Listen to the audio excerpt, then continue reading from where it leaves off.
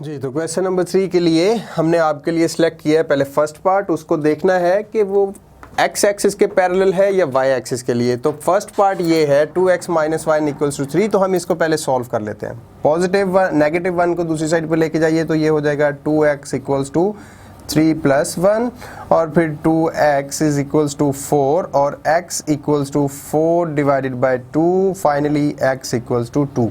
अब हमें ये एक वैल्यू मिल गई, दूसरी वैल्यूज बिल्कुल उसी तरह जैसे पहले हम सपोज करते रहे हम कर लेते हैं अभी भी। तो यहाँ पे रख लेते हैं x की वैल्यू और यहाँ पे सॉरी मुझे इधर लिखना चाहिए और इधर मैं ले लेता हूँ y की वैल्यू। सपोज आपके पास x तो 2 ही रहेगा, अगर मैं y की वैल्यू 0 रखूँ या फिर y की वैल्यू -1 रखूं या फिर y की वैल्यू +1 रखूं।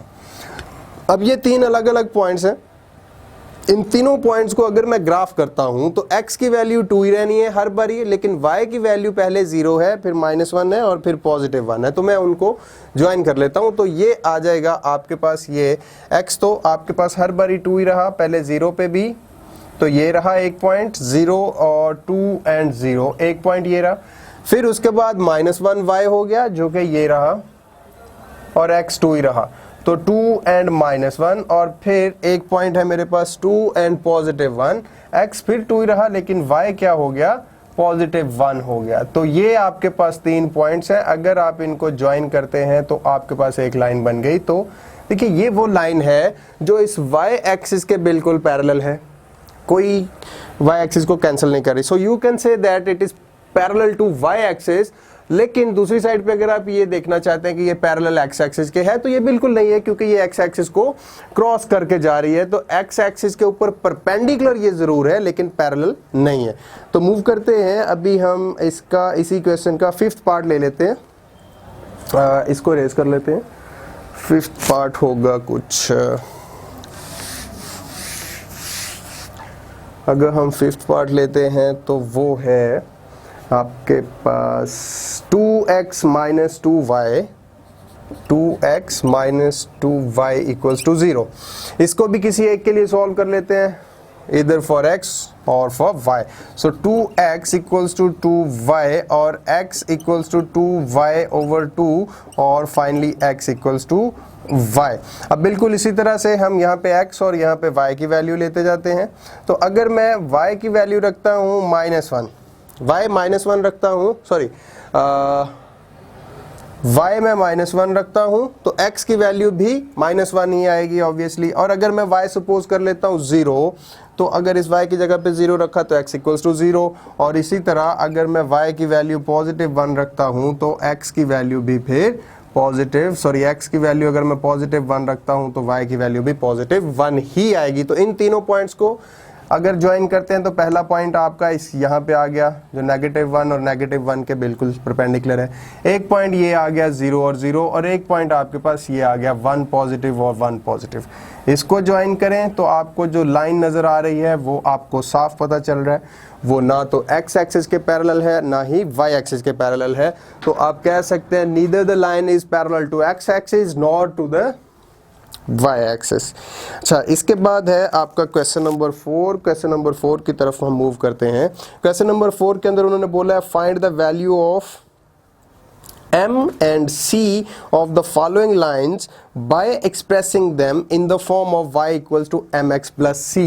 तो एक्चुअली आपको पहले जो लाइंस दिए हुए हैं उनको एक जनरल फॉर्म, जिस फॉर्म का नाम उन्होंने y equals to mx plus c दिया हुआ है, उस फॉर्म में कन्वर्ट करना है, फिर उसके बाद m और c की वैल्यूज आपको निकालना है। सो ये जनरल फॉर्म है y equals to mx plus c और आपको फाइंड करना है values of m and c। थोड़ा सा मैं यहाँ पे m और c के बारे में बताना चाहता हूँ। m क्या है, एक्चुअली स्लोप है। स्लोप वो जो लाइन को डिटरमिन करता है कि उसने किस तरह से मूव करना है। और ये c क्या है, इंटरसेप्ट। इंटरसेप्ट मतलब वो कहाँ से स्टार्ट होगा, वो ये दो चीज़ें आपको यहाँ से पता चलते हैं। अभी के लिए आपको इतना काफ़ी है इनिशियल लेवल के ऊपर कि m स्लोप है, c इंटरसेप्ट है। स्लोप डिटरमिन करता है कि वो पैरेलल होगा, परपेंडिकुलर होगा या फिर वो इंक्रीजिंग होगा, डिक्रीजिंग होगा, नेगेटिव रिलेशन है, पॉजिटिव रिलेशन, वो ये चीज डिटरमिन करती है। सी डिटरमिन करेगा कि वो लाइन स्टार्ट कहां से होती है, इसलिए इसको इंटरसेप्ट बोलते हैं, इसको स्लोप बोलते हैं। अब क्वेश्चन नंबर 4 के अंदर आपको लाइंस दिए हुए हैं और वहां से आपने डिटरमिन करना है। सो पहला पॉइंट है, पहला ए पार्ट जो है वो अभी हम इसका सॉल्व करते हैं, जिसके अंदर उसने बोला है 2x + 3y 2x + 3y - 1 = 0 जी। अब इस जो ये अभी मैंने आपके लिए ये पार्ट लिखा, इस पार्ट को पहले कन्वर्ट करिए इस तरह से। अब इस तरह से कन्वर्ट करने का मतलब ये हुआ कि इक्वल की इस साइड पे यानी लेफ्ट हैंड साइड पे सिर्फ और सिर्फ आपके पास y रहना चाहिए। y का कोफिशिएंट भी यहाँ पे 1 है तो 1 ही होना चाहिए, जैसे ये 3 है तो हमें 3 नहीं चाहिए। बाकी दोनों चीजें आपको इक्वल की दूसरी साइड पे लेके जानी है।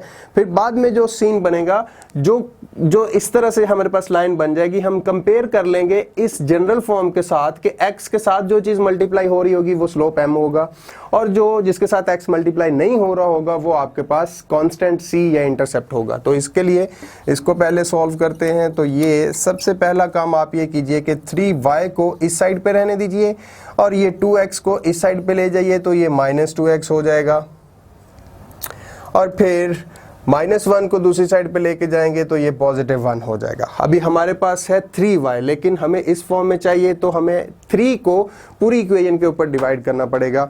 तो ये हो जाएगा, यहाँ पे लिख दीजिए डिवाइडिंग द इक्वेशन बाय 3 से क्यों किया, क्योंकि y का कोफिशिएंट 3 है। तो 3y/3 = -2x/3 + 1/3। ये 3 से 3 कैंसिल हो गया तो y इंडिपेंडेंट हो गया, ये वो फॉर्म अभी बनने वाली है। तो यहां से रह गया -2/3 और x साथ वैसे लिख दिया +1/3।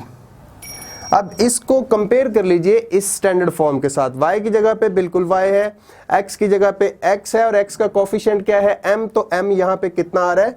So finally m = -2/3।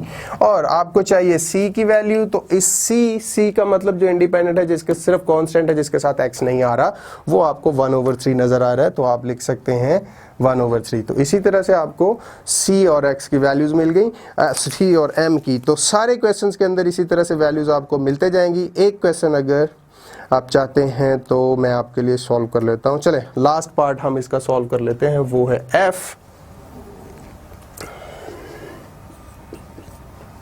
मुझे ये यहाँ पे लिख लेना चाहिए।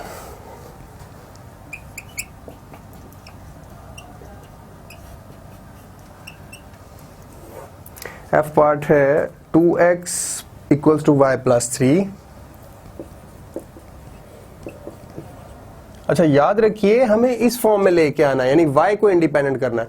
तो ऐसा कीजिए, इस 3 को इस साइड पे ले आइए, 2x - 3 = y ऐसे लिखा जा सकता है, या फिर ऐसे भी लिख सकते हैं y = 2x - 3।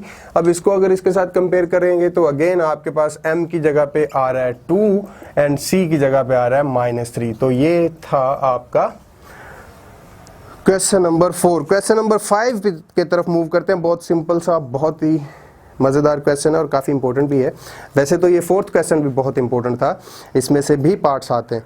अच्छा चले मूव करते हैं 5th क्वेश्चन, जो इस एक्सरसाइज का लास्ट क्वेश्चन है। उसमें बोल रहा है verify whether the following points lie on the line. Line आपको दी है उन्होंने 2x - y + 1 = 0, और ये नीचे कुछ 5 पार्ट्स दिए हुए जिसके अंदर 5 पॉइंट्स हैं। वो कह रहे हैं कि ये पॉइंट्स क्या इस लाइन के ऊपर लाई करते हैं या नहीं। तो आपको पता है हर पॉइंट के अंदर 2 वैल्यूज होती हैं, और वो दोनों में से पहली वैल्यू x होती है, दूसरी वैल्यू y होती है। तो इस लाइन के अंदर जहां पे x है उसमें x की वैल्यू हर बारी हर पॉइंट को अलग अलग करके रखिए। x की जगह पे x की वैल्यू, y की जगह पे y की वैल्यू, और अगर तो वो =0 आ जाए तो मतलब वो उसी लाइन के ऊपर लाई कर रहे हैं, अदरवाइज वो नहीं लाई कर रहे होंगे। तो एक पार्ट मैं आपके लिए कर देता हूं यहाँ पे। क्वेश्चन नंबर 5, और ये है कुछ लाइन दी हुई है आपको 2x - y = -y plus 1 equals to 0। आप इसे y के लिए सॉल्व भी कर सकते हैं, तो 2x plus 1 equals to y और y equals to 2x plus 1, ये वो लाइन है। अब आप पहला पॉइंट चेक कर लीजिए, पॉइंट फर्स्ट को। फर्स्ट है पॉइंट आपके पास 2 और 3। यहां से पता चला x इक्वल्स टू 2 है और y इक्वल्स टू 3 है। इन वैल्यूज को पुटिंग, लिख लेता हूं मैं, पुटिंग दीज वैल्यूज,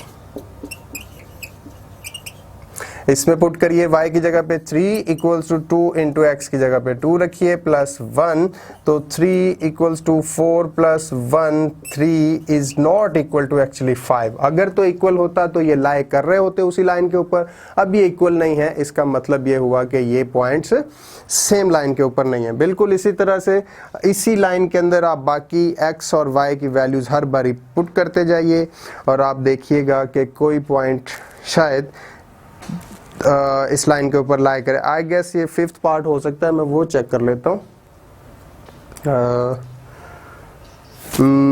नहीं, 4th पार्ट को चेक कर लेते हैं, एक और कर लेते हैं इसका।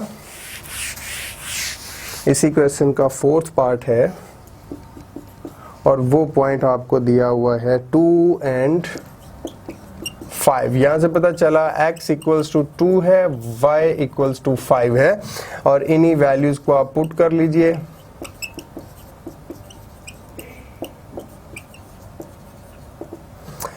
y की जगह पे आप रख लीजिए 5 जो को आपको पॉइंट में दिया हुआ है, इक्वल्स टू 2 और x की जगह पे 2 रखिए प्लस 1, तो 5 equals to 4 plus 1, 5 equals to 5। Yes, ये वो पॉइंट है 2 and 5 जो इस गिवन लाइन के ऊपर लाई करता है। और ये था आपका exercise number 8.1। Thank you very much.